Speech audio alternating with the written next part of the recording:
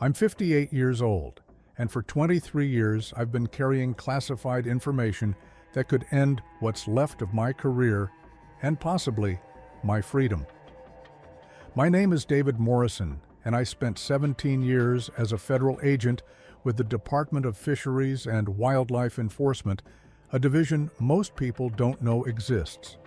We handled cases involving protected marine species, illegal fishing operations, and occasionally things that fell outside normal wildlife management protocols. In September 2001, I was assigned to a case that still doesn't appear in any official database I can access. We captured something off the coast of Key West, Florida, something that shouldn't exist according to every scientific text I'd ever read. A living mermaid. I spent 5 days interrogating her in a facility that officially doesn't exist, and what she told me about her species, about what they've been doing beneath our waters, about what they're planning, has kept me awake more nights than I can count. I took an oath. When I joined federal service, I swore to protect classified information, to follow orders, to maintain operational security. Breaking that oath now, speaking publicly about what happened in that facility, violates everything I was trained to uphold. But that date she gave me is 6 months away, and I've been watching the patterns she described starting to emerge. I don't know if anyone will believe me. I don't know if it matters anymore. But I need to tell someone what happened in September 2001, because if she was telling the truth, we don't have much time left to understand what's coming. September 12th, 2001. The entire country was still reeling from the previous day's attacks when my supervisor called me into his office and told me to pack for 3 days in the Keys. There had been an incident with a commercial fishing vessel, and we needed someone on site immediately. The details were vague, which wasn't unusual for our division, but something in his voice suggested this wasn't standard. I drove down to Key West with my partner, Agent Lisa Chen, a marine biologist who'd been with the department for 6 years. The drive took about 3.5 hours. All they'd tell us was that a shrimping vessel called the Mary Catherine had radioed in a bycatch situation, and the captain had refused to describe what they'd caught over any channel, secured or otherwise. We arrived at the commercial docks just after 2 p.m. The Mary Catherine was easy to spot because there were already 2 federal vehicles parked near her berth, and a small crowd of fishermen standing at a distance, watching. The other agents were from Homeland Security, which immediately told me this had been escalated beyond a typical wildlife incident. The captain, Robert Hendricks, looked like he hadn't slept. His hands were shaking slightly as he lit a cigarette. "You the wildlife people?" he asked when we showed our credentials. "Because I don't know what the hell we caught, but it ain't in any fish identification book I ever seen." He led us toward his vessel. As we got closer, I noticed the smell. Salt water, obviously, but mixed with something else. Something almost sweet, floral, completely out of place on a working fishing boat. "We were trawling about 40 miles southwest of here," Hendricks said. "Water depth around 800 feet. Pulled up the net around 5 a.m. and knew something was wrong immediately. Weight was all off, and the net was torn in 3 places." He led us to a large holding tank covered with a canvas tarp. The Homeland Security agents were standing about 20 feet back from it. That should have been my first real warning. "My first mate pulled back the net," Hendricks continued, "and for about 10 seconds none of us could process what we were seeing. It was tangled in there, trying to get free, and it was making sounds, not like a dolphin or a seal, almost like someone trying to talk underwater." Lisa and I approached the tank. I could hear water sloshing inside. Movement. We pulled back the tarp. The holding tank was about 8 feet long, 4 feet wide, filled with seawater. And in that water, watching us with eyes that were far too human, was something I'd only seen in mythology books. She was approximately 5 feet in length. Her upper body was humanoid, distinctly female, with pale gray-green skin that had an almost iridescent quality. Her torso was lean and muscular, arms proportioned like a human's but with webbed hands that had elongated fingers. Her face was the most disturbing part. The bone structure was human enough that my brain kept trying to categorize her as a person, but the eyes were larger, set slightly wider apart, with pupils that contracted to vertical slits in the bright light. Below her waist, her body transitioned to what I can only describe as a tail. Not like a fish, not exactly. The structure seemed more complex, with a horizontal fluke like a dolphin or whale, but covered in scales that shifted color slightly as she moved. Lisa grabbed my arm, her fingers digging in hard enough to hurt. She was a scientist, trained to observe and document, and I could feel her entire worldview trying to recalibrate. The creature wasn't panicking. That's what struck me most forcefully. A trapped animal thrashes, tries to escape, shows signs of stress. She was floating in the center of the tank, completely still except for small movements to maintain position, and she was watching us, studying us. Her head turned slowly as we moved, tracking our positions with an awareness that felt distinctly intelligent. I stepped closer to the tank. Her eyes locked onto mine. They were dark, almost black in the center, with a ring of lighter gray around the iris. And in that moment of eye contact, I felt something I'd never experienced before. Recognition. The sudden understanding that I was looking at something that understood it was looking back at me. She tilted her head slightly, the gesture eerily human. Then she opened, her mouth revealing teeth that were too sharp, too numerous, designed for a carnivorous diet. But she didn't make any aggressive movement. She just watched me with those calculating eyes. "Jesus Christ," Lisa whispered beside me. "David, this isn't possible."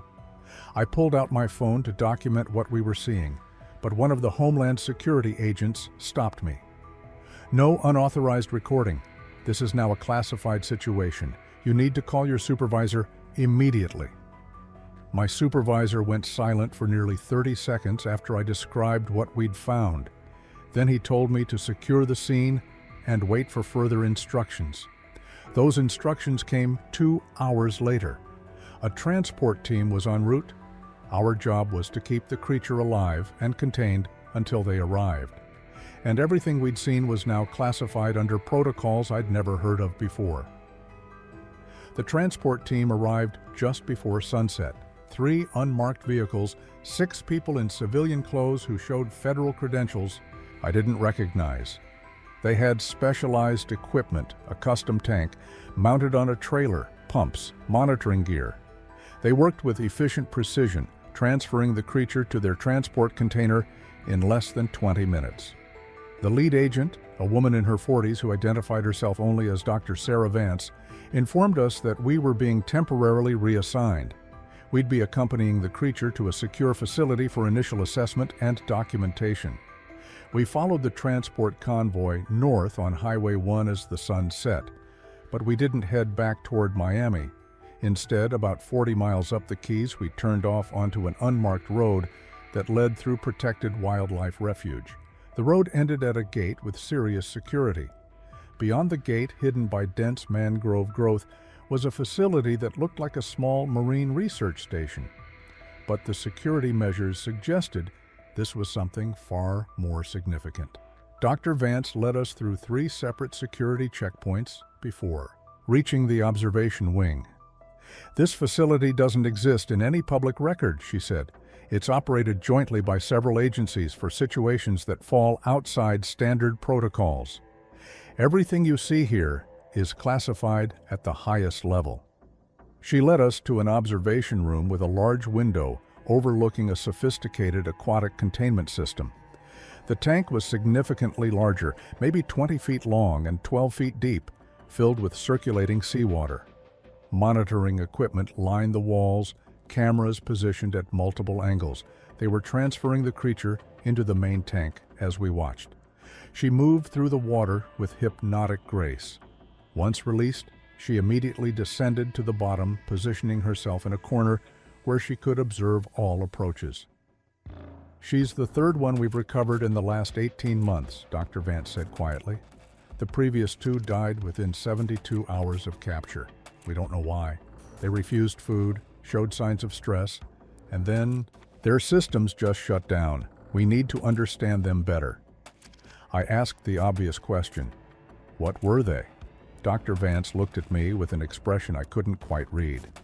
We were hoping you could help us answer that, Agent Morrison. Because officially, what you're looking at doesn't exist, and yet here she is. The first night in the facility, I didn't sleep. I lay on the narrow bed listening to the hum of equipment and trying to reconcile what I'd seen with everything I thought I knew about the world.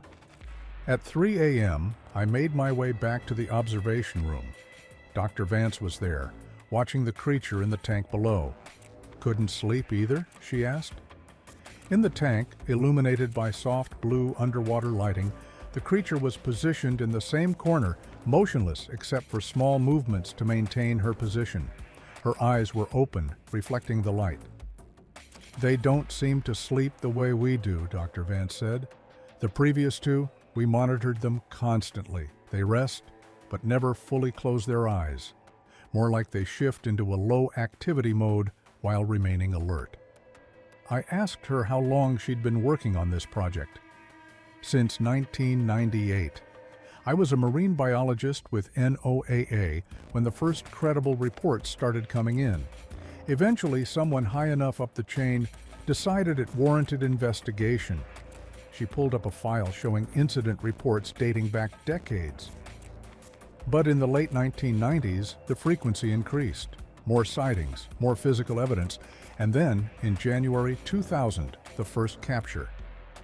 We held her for 3 days, Dr. Vance said, regret in her voice. She was injured when we found her. We thought we were helping. She died on the 3rd day, organ failure, but the pathology didn't make sense. I looked at the creature in the tank. And you think this one will be different? I think we need to try a different approach. The previous two, we treated them like animals, but look at her. Does that seem like animal behavior to you?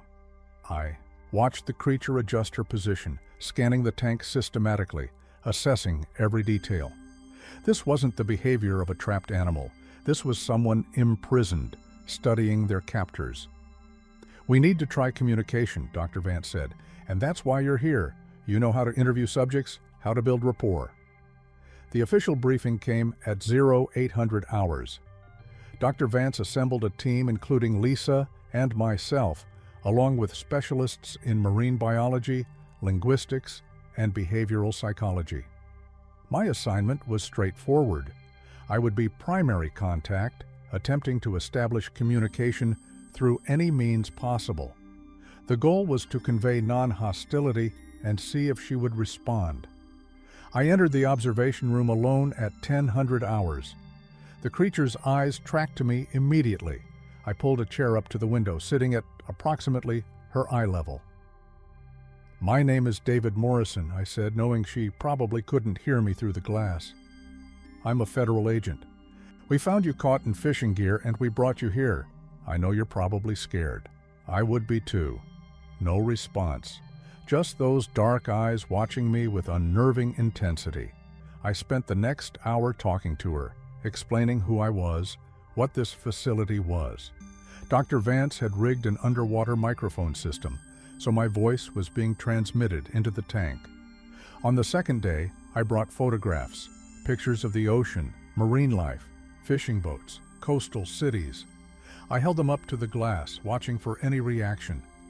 When I showed her an image of offshore oil rigs, something changed in her expression, recognition mixed with what might have been anger.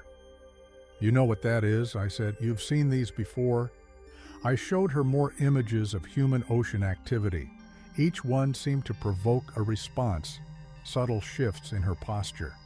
On the 3rd morning, I arrived to find her positioned differently. Instead of staying in the far corner, she was floating closer to the observation window. This close, I could see details I'd missed. Her skin had a texture like fine scales. Her hands had what looked like small suction pads on the fingertips. I sat down, and she moved even closer.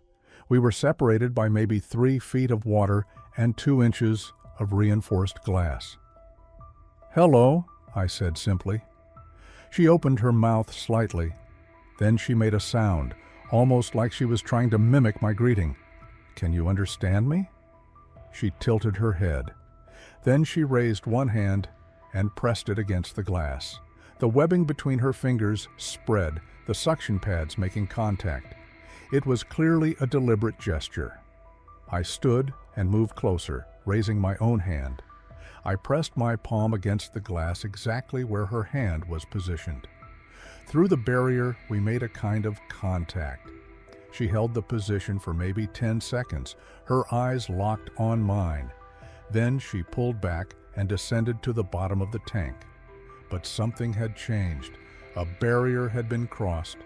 Over the next 2 days, we developed a basic communication system. She could indicate yes or no through specific gestures. Progress was slow, but consistent. On the 4th night, I was documenting progress on my laptop. On impulse, I turned the screen toward the glass, showing her what I was typing. She moved closer, examining the text with obvious interest. Then she made a sound, unmistakably an attempt at human speech, distorted but recognizable. "Stop!" I almost dropped the laptop.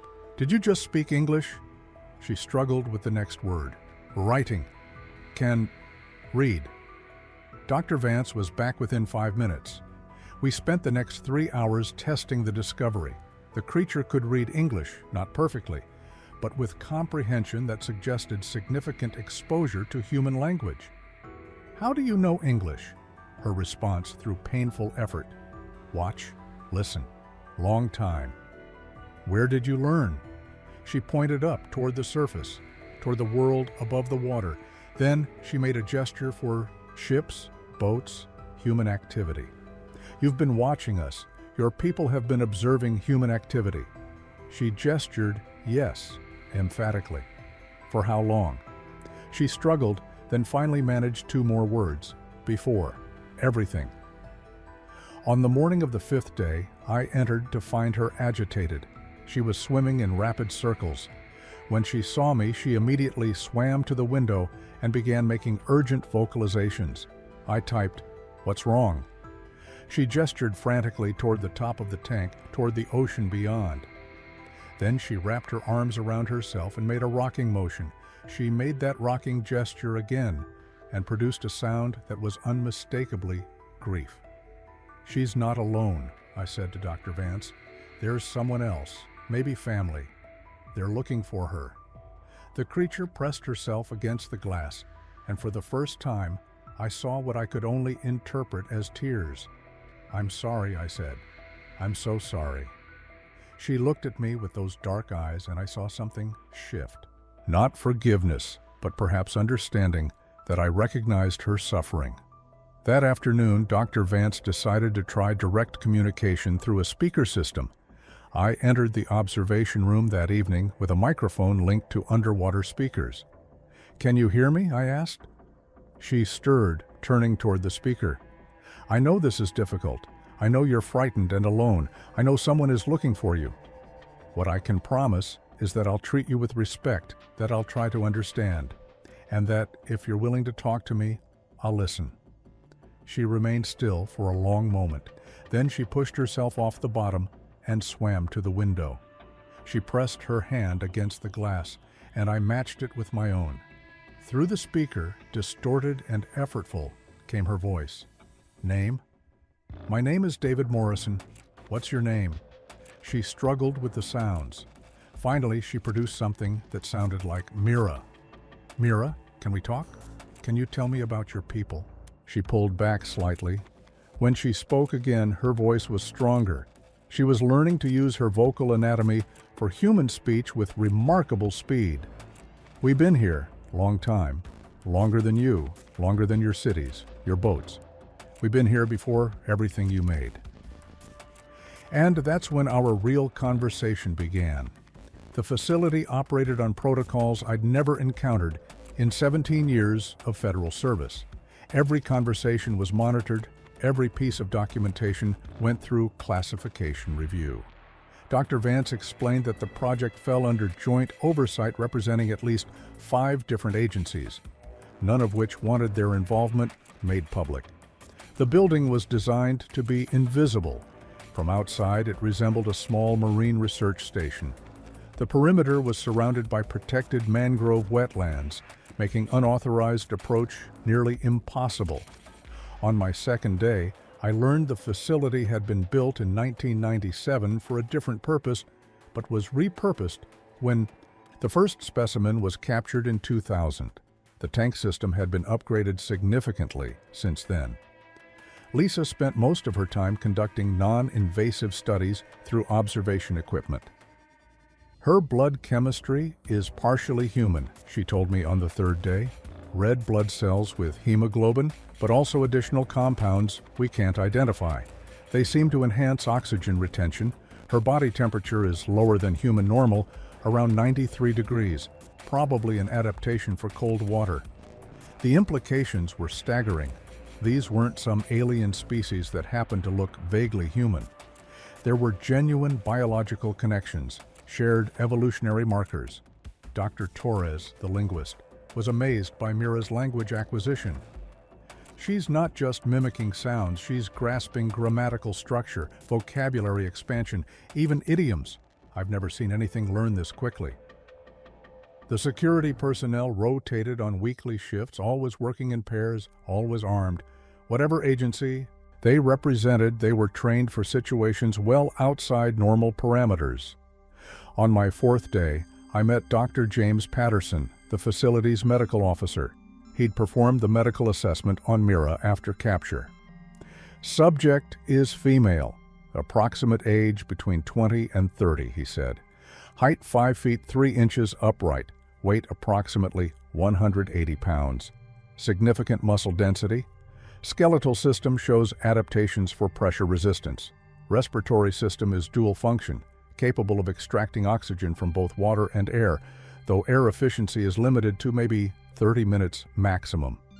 I asked about the previous subjects. Dr. Patterson's expression darkened.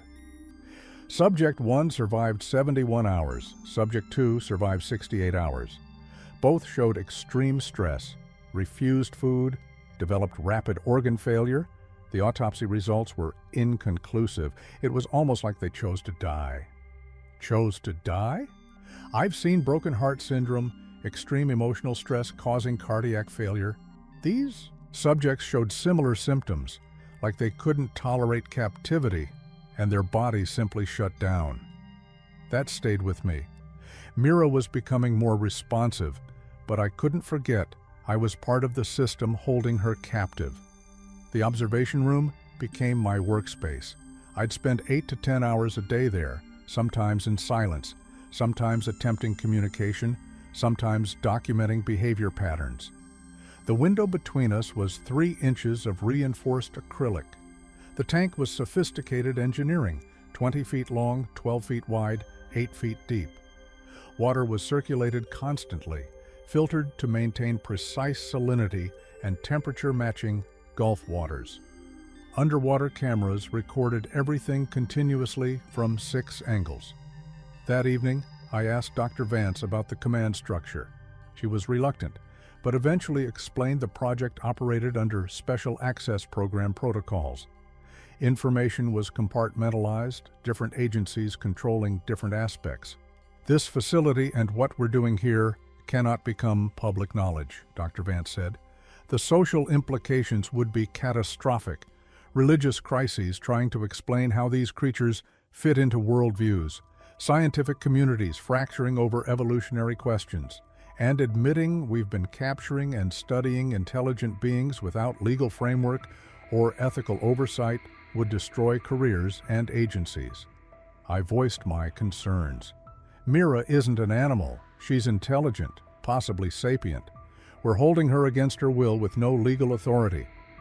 I know this is ethically complicated, Dr. Vance said, but consider the alternative. If we release her, if we acknowledge her species publicly, what happens? Commercial fishing would hunt them to extinction or accidentally kill them. In such numbers, it amounts to the same thing. Military forces would want to study them as weapons or threats. Best case scenario, they become a protected species, which means nothing if we can't enforce protection in international waters. And worst case? Genocide. Humans don't have a great track record with species we view as competitive or threatening. These beings have intelligence, they've been observing us, and they have reasons to be hostile. Keeping their existence classified might be the only thing preventing a conflict we're not prepared for. The facility operated on strict schedules, security rotations every 6 hours, research staff in overlapping shifts for 24-hour observation. Communications with outside were monitored and restricted. Personal phones were collected upon entry. I hadn't spoken to anyone outside since arriving. My supervisor had authorized my assignment, but even he didn't know details. The cover story was a complex smuggling investigation. Lisa was handling isolation better than I was. She'd thrown herself into research, fascinated by the biological questions. But stress was wearing on her too. I keep coming back to the evolutionary timeline, she said one evening. If there's shared ancestry, where's the divergence point? How did one branch develop for terrestrial life while another adapted for aquatic existence? And why haven't we found fossil evidence? Unless they'd been hiding for longer than we could imagine. Unless they'd been avoiding human discovery so successfully that they'd erased their own historical footprint. Or unless they existed in environments so remote we'd simply never looked. The deep ocean remained largely unexplored. We'd mapped Mars in more detail than the ocean floor.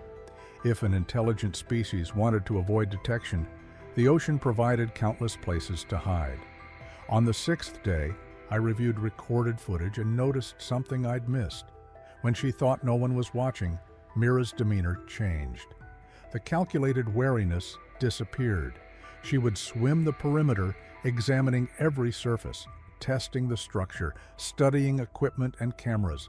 She was looking for weaknesses, mapping her prison, calculating escape possibilities. I didn't report this.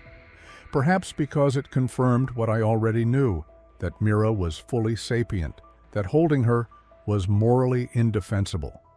Or perhaps because some part of me hoped she would find a way out. On the morning of the 7th day, I entered to find Mira positioned at the window, clearly waiting.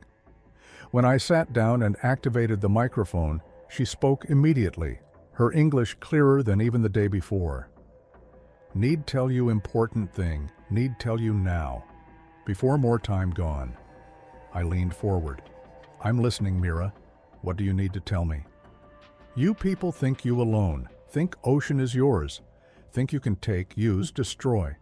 But you wrong. We've been here longer. We've been watching longer. And we've been deciding. Deciding what? She pressed her hand against the glass, her dark eyes meeting mine with intensity that made me shiver. Deciding if you too dangerous, if you need to be stopped. Chapter 4. The Truth About Them. The 7th day marked a turning point. Mira had decided to trust me, at least partially, and that trust carried weight I wasn't sure I deserved.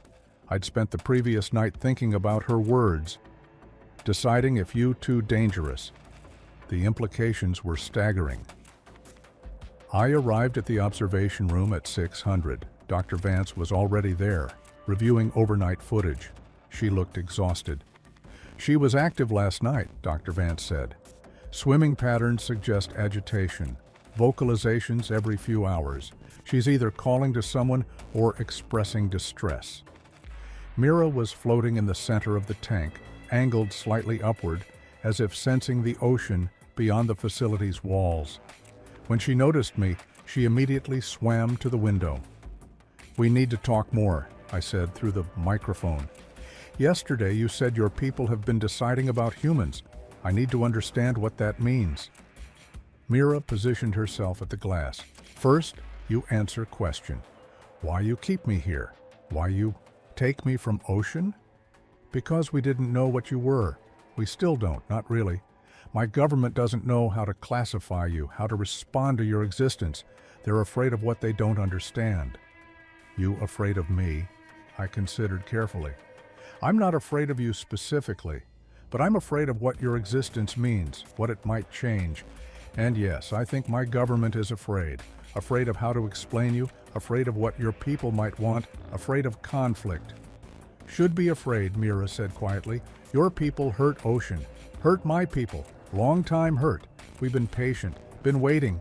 See if you people change. You not change. Dr. Vance had moved closer, listening intently. Every word was being recorded, analyzed, reported up whatever chain of command controlled this facility. How long have your people been watching us? I asked. Mira made a sound of frustration. You people count time wrong. You think time is short, years, decades? We count different. We remember when your people still in caves. Remember when you first put boats in water. Remember when you couldn't go far from shore. We've been here longer than that, longer than your memory goes. If she was being literal, her species had observed human civilization from its earliest stages. They'd watched us develop from coastal communities to maritime powers, watched us industrialize and exploit the oceans with increasing efficiency. Your people must have changed significantly during that time too. We not like you. We not need to change ocean to live in it. We not need to take more than we need. We not poison the water we swim in. You people, you destroy to build. You take to have. You hurt to make money. We not understand this. Where do your people live? How many of you are there? Mira tilted her head, calculating whether to answer. Live in deep places, places your boats cannot go, places your submarines cannot reach, many places across ocean. How many? She gestured. Vastness. More than your fingers can count, more than you think. Why did you let yourself be caught? Her expression darkened. Not let. Was tracking, following boat that was dropping poison in water, poison that kills fish, kills coral, kills everything. Was trying to see where poison comes from, got tangled in net while distracted, made mistake. What kind of poison? Dr. Vance interjected. Mira's eyes shifted. Not know your word for it. Chemical. Comes from pipes underwater, from factories on land, makes water sick, makes fish sick, makes my people sick. Industrial runoff, illegal dumping, all the environmental crimes my agency was supposed to prevent but couldn't possibly monitor across the vastness of the ocean. Mira, I said. You said your people have been deciding? What exactly are they deciding about us? She was quiet for a long moment. When she spoke again, her voice was softer but more ominous. Deciding if you can be stopped without destroying you all. Deciding if you will listen. Deciding if time for hiding is over. Dr. Vance and I exchanged glances. This was exactly what the Oversight Committee wanted, but also confirmation of their worst fears. An intelligent species that viewed humanity as a threat, actively debating how to respond. Have your people ever tried to communicate with us before? Some tried, long ago, tried to warn your people, tried to show that we exist, that we share ocean. Your people killed them, made them into stories, into monsters, made us into lies that children laugh at. We learned that you're not ready to know about us, so we hide better. The historical accounts made sense now. Sailors' reports of mermaids dismissed as myths. Some of those stories might have been real attempts at contact, ended in violence or misunderstanding. But you're not hiding anymore, or considering not hiding. Cannot hide forever. You people go deeper now. Your machines reach places that were safe before. You put loud sounds in water that hurt us, that confuse us. You take fish faster than they can grow back. You make water hot, make it acid, coral dying, fish dying, ocean dying. We cannot just watch anymore. Over the next several hours, I conducted what was probably the most important interview of my career. Mira, either out of resignation or strategic calculation, decided to provide information about her species. She described underwater communities built in deep ocean trenches, structures created from coral and stone that had existed for thousands of years. Her people were organized into regional groups, each monitoring different sections of ocean. They had governance, though she struggled to explain it. Not quite democracy, not quite hierarchy, something based on consensus and long-term planning. Their technology was biological and environmental, working with ocean systems rather than against them. They cultivated bioluminescent organisms for light, used natural formations for shelter, understood ocean currents and chemistry in ways that made our marine science seem primitive. But most disturbing was her description of their decision-making process regarding humanity. For decades, different factions had debated how to respond to increasing human impact. Some advocated continued hiding, believing humans would destroy themselves. Others pushed for direct intervention, sabotaging equipment, frightening away ships, making certain areas inhospitable to human activity. And then there was a third group, the one Mira belonged to, that believed in attempting communication one more time, warning humanity that we were not alone, that our actions had consequences, that we needed to change course before something irreversible happened. I was part of a group that watches, that documents what you people do, that reports back to councils, was tracking pollution boat when got caught. Now I hear, and my people know I'm missing. They will look, they will find. Is that who you were calling to? Someone who's looking for you? Her expression shifted to unmistakable sadness. My sister, my birth sister. We work together. She will not stop looking. She will find this place. Dr. Vance leaned toward me. This is a security issue. If more of them know about this facility, if they're actively searching, I nodded. If Mira's people were as intelligent and capable as she suggested, they might find ways to access the facility to attempt rescue. Security here was designed to keep humans out, not defend against an intelligent aquatic species. If your sister finds this place, what will she do? She will try to free me, and if she cannot free me, she will report to councils, and then decision will be made. What decision? Mira's eyes held mine with uncomfortable intensity. Decision about whether your people can be reasoned with, or whether you are enemy that must be fought. The rest of that day was intense debriefings. Dr. Vance assembled the core team along with security advisors and someone who joined via video conference, face obscured, voice distorted, representing whatever intelligence agency was pulling strings. We reviewed everything Mira had told me. Linguists wanted details about her language. Marine biologists wanted information about their physiology. Security advisors wanted to know about their numbers, capabilities, potential for organized action against human interests.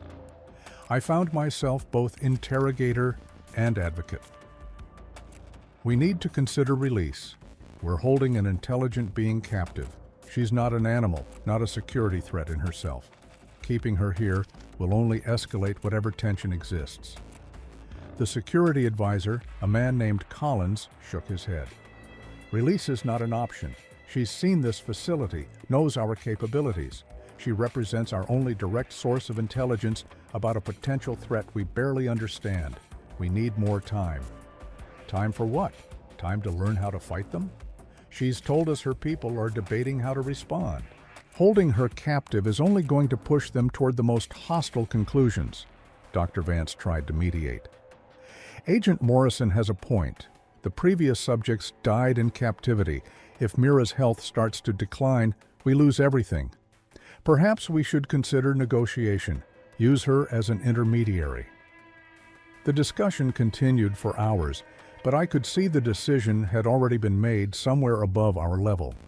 Mira would remain in custody. We would extract as much information as possible. That evening, I returned to the observation room feeling like a traitor. Mira was positioned at the window, and I could tell she understood our conversation had been shared, analyzed, reported upward. I'm sorry you're here. Sorry for my role in this. I don't think what we're doing is right. But you still do it, Mira observed. You still keep me here. You still ask questions for your people. You sorry, but you not change what you do. She was absolutely right, and I had no defense. If I could make different choices, I would. You can make different choices. You people always can. You choose not to.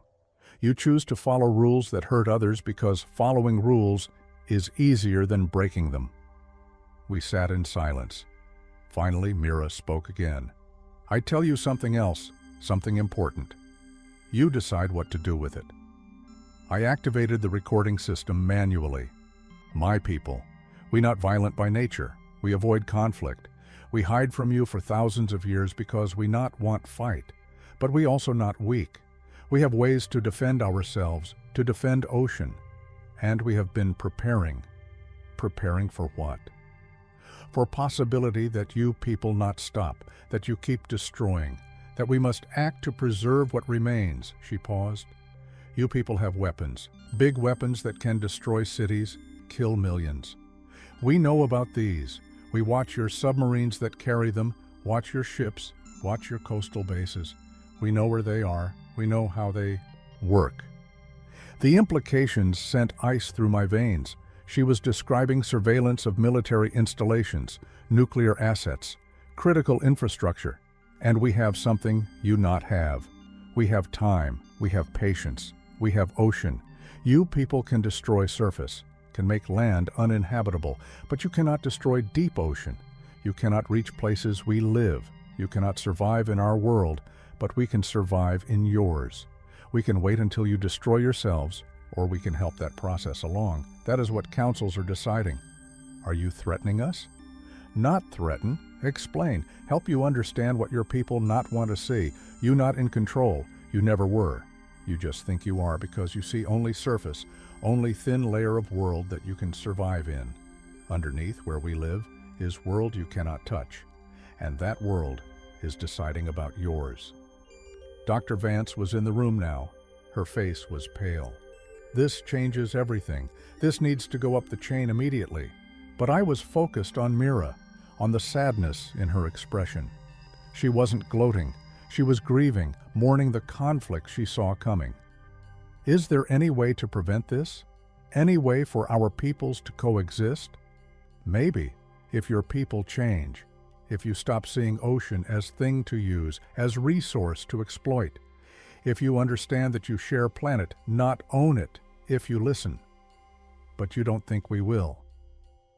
I seen how you people behave, seen what you do when you told to stop, when you warned that you causing harm. You not listen to your own scientists who tell you ocean is dying. You not listen to your own people who say you must change. Why would you listen to us? Why would you listen to monsters from your stories? She was right, and I couldn't argue. Humanity's track record on environmental stewardship, on listening to inconvenient truths, on changing course when confronted with existential threats, was abysmal. Some of us are listening, I said weakly. Not enough, Mira responded. Never enough, not fast enough, not before too late. That night, I wrote a detailed report of everything Mira had told me, every implication, every possible interpretation. I included my own assessment, that holding her was counterproductive, that we needed diplomatic engagement rather than military preparation, that our best chance of avoiding conflict was to release her with a message of peaceful intent. I knew my recommendations would be ignored. I knew that somewhere in the Pentagon or intelligence community, analysts were already gaming out scenarios for responding to an aquatic threat. Sonic weapons, depth charges, submarine warfare, chemical dispersal in key ocean zones. But I wrote it anyway because someone needed to be on record saying there was another way, that conflict wasn't inevitable, that we had choices. I just didn't believe we'd make the right ones. I arrived for our 8th day of interrogation to find the observation room in chaos. Security personnel were running, protocols I'd never seen activated. Dr. Vance was on 3 different phone calls simultaneously, and Lisa was standing at the observation window with her hand pressed against the glass, staring at something I couldn't yet see. When I got closer, my stomach dropped. The tank was empty, completely drained. The bottom was visible, still wet, with equipment scattered across the floor of the containment system. Mira was gone. What happened? I demanded, grabbing Dr. Vance's arm as she ended one of her calls. Her face was pale, her hands shaking slightly. We don't know. At 0347 hours, all monitoring systems went offline simultaneously. Cameras, sensors, everything. When they came back online 6 minutes later, the tank had been breached from below. There's a hole in the reinforced floor approximately 3 feet in diameter, leading directly to the aquifer system beneath the facility. I looked at the observation window more carefully. Lisa pointed to the bottom of the tank where I could now see the damage. The concrete and reinforcement that should have been impenetrable had been torn open. The edges looked almost melted, warped in ways that didn't match any tool or explosive I recognized. How is that possible? I asked. That floor was designed to withstand. We don't know, Dr. Vance interrupted. We don't know what they used, how they located her, or how they bypassed our security without triggering a single alarm until it was too late. By the time our systems came back online, she was already gone. Collins, the security advisor, was barking orders into a radio, coordinating a response that seemed entirely inadequate. We need to seal all water access points to the facility, get diving teams to the aquifer entry points, contact Coast Guard and Navy assets in the area. This is now a recovery and containment situation. I felt something between relief and dread. Relief that Mira was free, that she'd escaped this prison we'd built for her. Dread because I knew exactly what her escape meant for whatever fragile possibility of peaceful resolution might have existed. Her sister, I said to Dr. Vance. She said her sister would find her. This wasn't an escape. This was a rescue. Dr. Vance nodded slowly. And now they know exactly where we are, what our capabilities are, and that we were holding one of their people captive. Agent Morrison, we just started a war we're not prepared to fight. The next 48 hours were a blur of debriefings, emergency protocols, and increasingly frantic attempts to locate Mira or any sign of her rescuers. Coast Guard vessels reported unusual sonar contacts in the waters around the Keys, but nothing they could track or identify. Navy submarines were deployed to search the deeper waters but found nothing. It was as if Mira and whoever had come for her had simply vanished into the ocean, leaving no trace except the hole in our supposedly secure facility. I was questioned repeatedly about everything Mira had told me, every detail of our conversations analyzed for intelligence value. Did she mention specific locations? Did she describe their capabilities in detail? Did she provide any information that could be used to locate their communities or predict their next actions? I answered honestly, providing everything I remembered, but I also made sure to emphasize the warnings she'd given, that her people were deciding how to respond to humanity, that we were being watched and assessed, that our continued destruction of the ocean was pushing them toward conclusions we wouldn't like. Collins and the other security advisors didn't want to hear it. They were focused on threat assessment, on military responses, on how to defend against an enemy we barely understood. The conversation had shifted from research and understanding to warfare and security. On the third day after Mira's escape, I was summoned to a classified briefing with people I'd never met before. Military brass, intelligence officials, representatives from agencies I couldn't identify. They wanted to know everything, and they wanted to know how to fight. Based on your interactions with the subject, a Navy admiral asked, do you believe her species poses a credible military threat to United States interests? I chose my words carefully. I believe they pose a threat only insofar as we continue to threaten them. Mira made it clear that her people have been avoiding conflict for thousands of years. But she also made it clear that their patience has limits, and we're approaching those limits. That's not what I asked, Agent Morrison. Can they harm us? Do they have the capability to disrupt naval operations, damage infrastructure, threaten coastal populations? I thought about what Mira had told me, about their knowledge of our submarines, our weapons, our coastal bases, about their ability to survive in environments we couldn't reach, to move through the ocean in ways we couldn't track, about their patience and their numbers. Yes, I said finally, I believe they have that capability, and I believe if we approach this as a military problem, we'll lose. The Admiral's expression hardened. Agent Morrison, defeatist attitudes aren't helpful here. We need solutions, not capitulation. I'm not suggesting capitulation. I'm suggesting diplomacy. Mira's people sent her to observe us, to gather information before making a decision about how to respond to our presence. That suggests they're still open to alternatives to conflict. But holding her captive, treating her as an enemy, that's going to eliminate any possibility of peaceful resolution. A woman from an intelligence agency I couldn't identify spoke up. The subject provided information about their surveillance of military assets, their knowledge of our nuclear capabilities, their long-term observation of our activities. That alone constitutes a significant security breach and potential threat. We need to treat this accordingly. She told me those things as a warning, I countered. She was trying to make us understand that we're not as secure or as dominant as we think we are, that we share this planet with others who have their own interests and their own power. Ignoring that reality or trying to fight it isn't going to end well for us. The briefing continued for another 2 hours, but I could see I wasn't changing any minds. The decision had already been made. This was now a security issue, a military problem, something to be contained and controlled through force rather than understanding. I was officially reassigned back to my regular duties the next day. My temporary assignment to the facility terminated.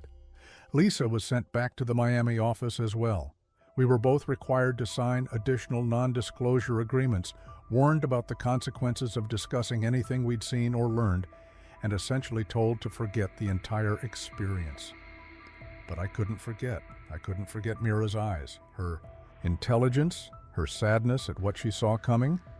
I couldn't forget her warnings, her explanations of how her people viewed humanity, her assessment that we were running out of time to change course.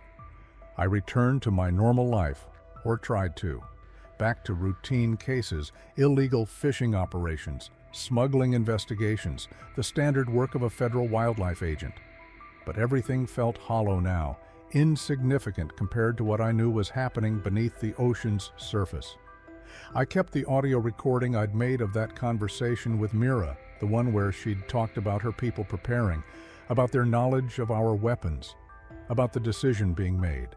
It was a violation of every protocol, grounds for prosecution if discovered. But I kept it anyway, hidden in my home, a record of a conversation that officially never happened with a being that officially didn't exist. 3 weeks after Mira's escape, I received a call from Dr. Vance. She'd been reassigned to a different project, something she couldn't discuss, but she wanted to meet with me before her transfer became permanent. We met at a coffee shop in Miami, far from any federal buildings or surveillance. "There's something I need to tell you," she said, sliding a folder across the table. "Something I found during the facility cleanup that didn't make it into any official reports." I opened the folder. Inside were photographs of the tank floor, the area around the breach point. But Dr. Vance had marked specific sections, drawing my attention to details I'd missed during the chaos of the escape. "Look at the edges of the breach," she said. "The way the concrete is warped. We had material scientists analyze it. The molecular structure has been altered at a fundamental level, like it was exposed to extreme pressure differentials or some kind of enzymatic process we can't replicate. Whatever they used to create that opening, it's not technology we understand or can defend against." I studied the images more carefully. She was right. The damage didn't look like drilling or explosives. It looked organic, almost biological. "There's more," Dr. Vance continued. "Before they drained the tank completely, I took water samples from near the breach point. I found trace amounts of compounds that don't match anything in our databases, organic molecules that suggest sophisticated biochemistry, possibly manufactured or cultivated rather than naturally occurring." "What are you saying?" I'm saying their technology isn't like ours. It's not mechanical or electronic in ways we'd recognize. It's biological, chemical, integrated with their natural capabilities, which means our standard defensive measures, our security systems, our weapons, they're designed to counter threats that think like us, that build like us. Against something fundamentally different, we might be essentially defenseless. She pulled out another photograph, this one showing the interior of the tank. And there's this. After Mira was gone, we found markings on the tank walls, scratches in the acrylic, too deliberate to be random. I had them analyzed, and they form patterns. Not language exactly, but information, coordinates. I looked at the pattern of marks. Even without specialized knowledge, I could see they were intentional, carefully placed. Coordinates to what? A location about 200 miles off the coast of Florida, deep water nearly 3 miles down, and a date. She paused. June 21st, 2025. My blood ran cold. She left us a message, a place and time. That's my interpretation, but I couldn't include this in any official report because the implications are too significant. If I reported that the subject left coordinates and a date, it would be interpreted as evidence of planned hostile action. Military response would be immediate and overwhelming. But you think it might be something else. I think it might be an invitation or a warning, a final opportunity for contact before whatever decision her people are making becomes final. Dr. Vance leaned forward.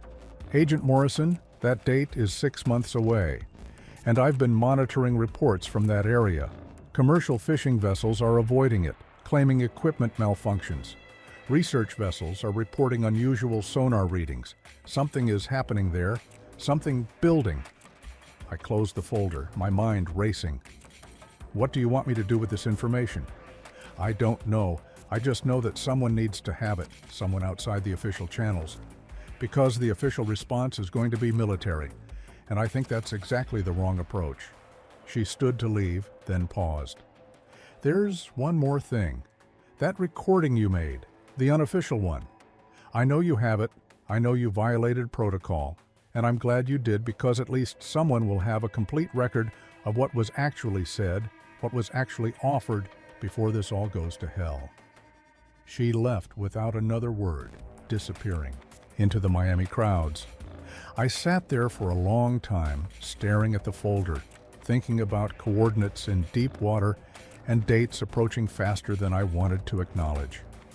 Over the following months, I became obsessed with monitoring reports from maritime activities around the world, anything that might indicate Mira's people were acting on whatever decision they were making.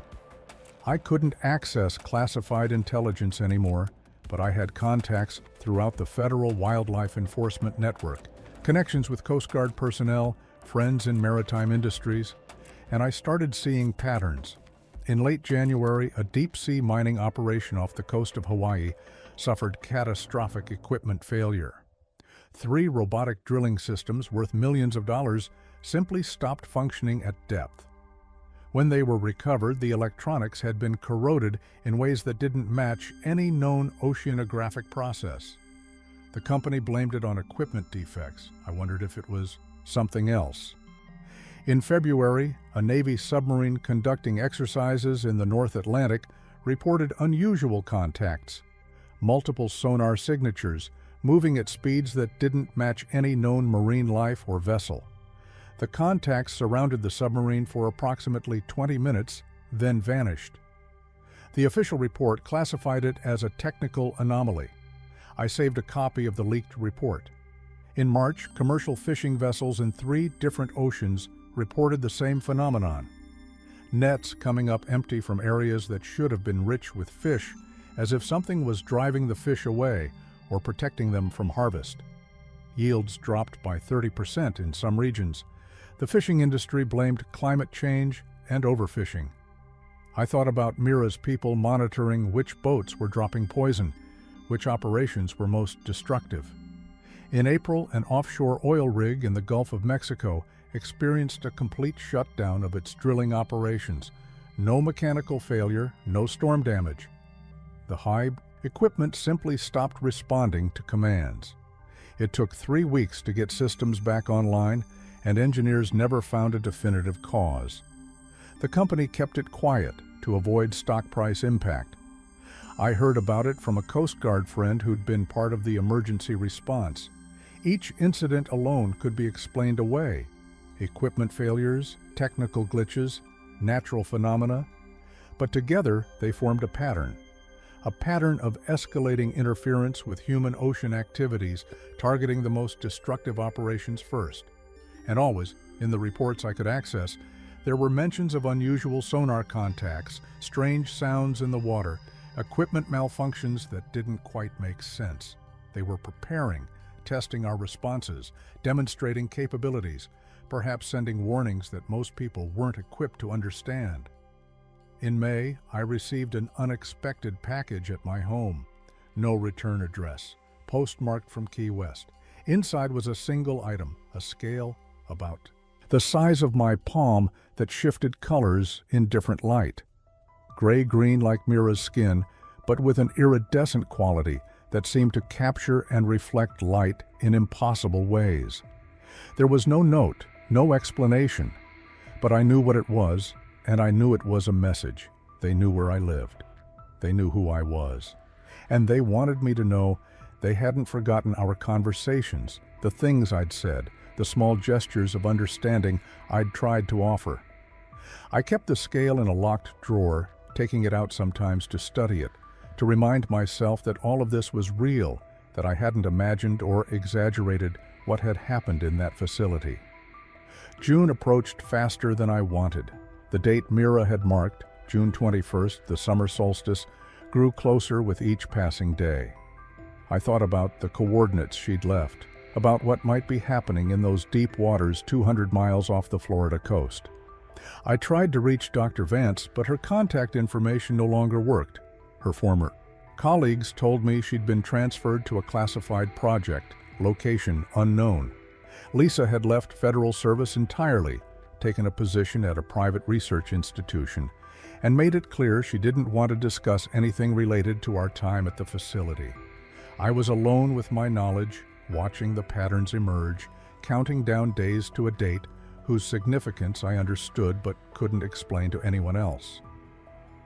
It's January 31st, 2026, 7 months after the date Mira marked, and I'm finally ready to tell this story because of what's been happening since June 21st, 2025. On that date, I wasn't on a boat heading to those coordinates.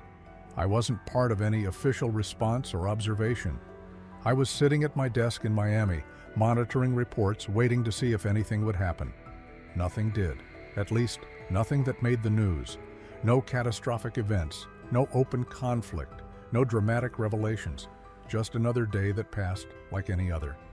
But in the weeks and months that followed, the patterns intensified.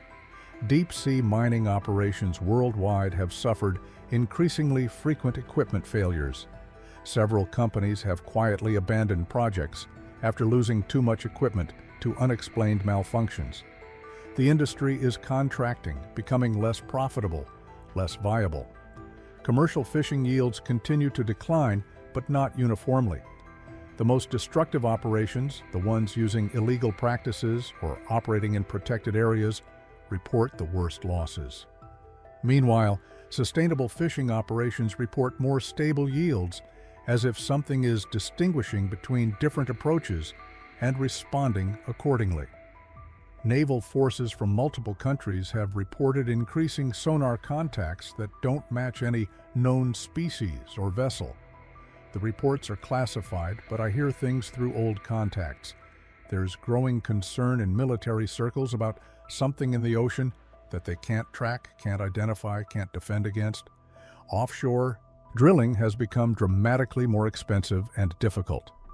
Equipment failures, unexplained pressure anomalies, acoustic interference with seismic surveys. Several major oil companies have written down billions in assets because deep water drilling operations have become too unreliable. And then there are the drownings. Mira asked me if I knew how many people drowned each year in calm waters, strong swimmers who simply vanished beneath the surface. I've been tracking those numbers. They're increasing, but only in certain categories. People operating illegal fishing vessels, workers on unauthorized offshore platforms, individuals dumping waste in protected waters. It's not random. It's selective, targeted. I don't know if what's happening represents the decision Mira's people made, or if it's still part of their deliberation process. I don't know if June 21st was a deadline or a beginning, but I know something has changed, something fundamental in the relationship between humanity and whatever intelligence shares the oceans with us. We're being pushed out of the deep ocean gradually but inexorably. Our most destructive activities are being made economically unviable through mysterious equipment failures and unexplained losses. And some people, those who most egregiously violate the ocean's health, are disappearing in ways that look like accidents but follow patterns that suggest otherwise. I'm 58 years old now. I've been carrying this secret for 23 years, waiting to see how it would resolve, hoping I was wrong about the conflict I saw coming. But I wasn't wrong. The conflict is here. It's just not the kind of conflict we expected or know how to fight. It's not a war with battles and territories.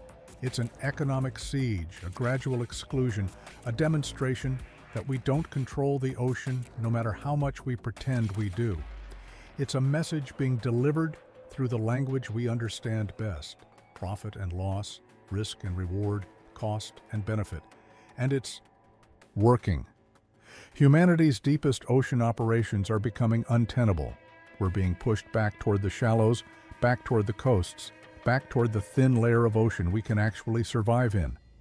I'm telling this story now because I think people deserve to know, not the details that would violate national security or endanger specific operations, but the essential truth. We're not alone on this planet. We never were, and the others who share it with us have run out of patience with our behavior. Mira told me her people were deciding if we could be stopped without being destroyed. I think they made their decision. They're choosing to stop us gradually, surgically, economically, rather than through direct violence. They're making the ocean too expensive to exploit, too dangerous to poison, too costly to ignore. It's a kinder approach than we probably deserve, given what we've done to the oceans over the last century. And it's more effective than war would be, because we're doing it to ourselves, abandoning operations that have become too unreliable, too unprofitable, too risky. But I also think there's still a window, still an opportunity for something different than this slow-motion economic warfare. If we change course, if we genuinely commit to protecting the oceans rather than exploiting them, if we demonstrate that we can coexist rather than dominate, I believe Mira's people might respond differently. I don't have evidence for this hope, just a memory of a conversation with an intelligent being who was sad about the conflict she saw coming, who wanted humans to change, who gave us warnings instead of just attacking. The coordinates Mira left, 200 miles off the Florida coast, 3 miles deep, June 21st, 2025. I think that was meant to be a meeting point, a place where contact could have been attempted, where dialogue could have begun. We didn't go, we didn't try. We chose security over understanding, military response over diplomatic outreach. But maybe it's not too late. Maybe someone reading this, someone with more power and authority than I have, will understand what I'm saying and make different choices than the ones that were made in 2001. Or maybe this is just my confession, my attempt to clear my conscience after 23 years of keeping silent. Maybe the decision has already been made, and the outcome is inevitable. Either way, I needed to tell the truth. About Mira, about her people, about what's happening in the oceans right now. Because if we're going to face what's coming, we should at least face it with our eyes open, understanding what we're actually dealing with and why it's happening. We didn't listen to our own scientists warning us about the oceans. We didn't listen to environmentalists, to conservation biologists, to anyone who said we needed to change our relationship with the marine environment. Maybe we'll listen to the ocean itself, speaking through beings we didn't know existed, delivering consequences we can't ignore. I'm David Morrison. I'm 58 years old. I was a federal agent who interrogated a mermaid for 5 days in September 2001. And what she told me about her people, about their patience and their preparations, about their decision-making process regarding humanity, is playing out right now in ways most people don't recognize. But I recognize it. I see the patterns. I understand what's happening. And I'm terrified that by the time most people figure it out, it will be too late to change course, too late to choose coexistence over conflict, too late to prove that humanity can share this planet with others who have just as much right to be here as we do. That's my story. That's my confession. That's my warning. I hope someone is listening, because they certainly are. June 21st, 2025 passed without explosions, without waves swallowing coastlines, without any visible catastrophe. That, I've since realized, was the point. At 4:12 UTC, multiple deep ocean monitoring buoys across the Atlantic, Pacific, and Indian Oceans recorded the same anomaly, a sustained low-frequency vibration lasting exactly 47 minutes. Too structured to be seismic, too uniform to be biological noise. The data was quietly flagged, then quietly buried. I only know because a former NOAA technician sent me a private message 2 days later with a single line. You ever see the whole ocean breathe at once? Satellite imagery from that day shows subtle but synchronized changes in surface current behavior across several deep-water convergence zones.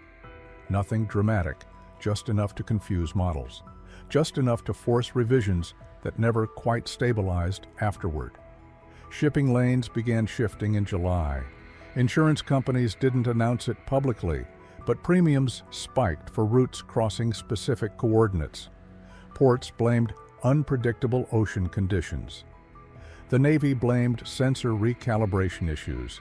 Everyone blamed anything except intent. By August, undersea cable operators reported unexplained signal degradation along multiple transoceanic lines. Not breaks, not cuts, attenuation, as if something was interfering deliberately, selectively, without damaging the physical infrastructure. That was when I understood. June 21st wasn't an attack, it was a declaration. Mira's people didn't reveal themselves to the world.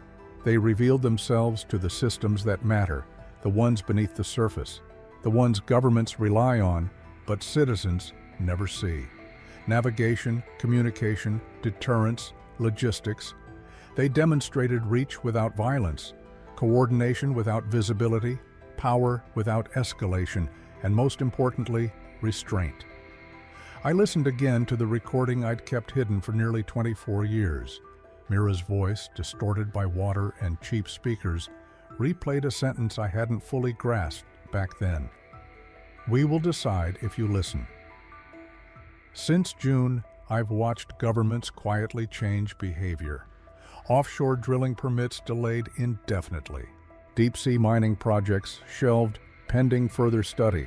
Naval exercises rerouted.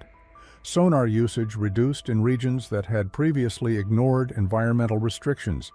No speeches, no admissions, just compliance. Not because humanity suddenly found its conscience, but because something made it clear there were consequences we couldn't fight. And still, the public knows nothing. That silence terrifies me more than panic ever could. I'm 58 years old now. I don't have clearance. I don't have influence. I don't even have a career worth protecting anymore. What I have is memory and evidence, and the certainty that the story I've been carrying is no longer just mine to keep. The scale they sent me last year? It hasn't degraded, it hasn't dried out or cracked or lost its color. Independent labs, under false pretenses, couldn't identify its composition. It's biological, yes, but structured in a way that adapts to environmental conditions in real time. It's not a souvenir, it's a reminder. Mira told me her people weren't violent by nature. I believe her. Everything I've seen since June supports that. If they wanted war, we'd already be losing it, quietly, efficiently. without understanding how. Instead, they chose leverage, pressure, time. They're doing what humanity refuses to do for itself, forcing change by limiting our ability to ignore consequences. I don't know what the next phase looks like. I don't know if there is a next phase. Maybe this is the final warning. Maybe this is the compromise. Coexistence enforced not by treaties, but by reality. What I do know is this: we are not alone in the oceans. We never were. And the intelligence beneath the surface has been watching us long enough to know exactly who we are. They gave us centuries. They gave us warnings. They even gave us a voice. Someone like Mira, who tried to speak instead of act. We put her in a tank. If you're reading this and thinking it sounds impossible, I understand.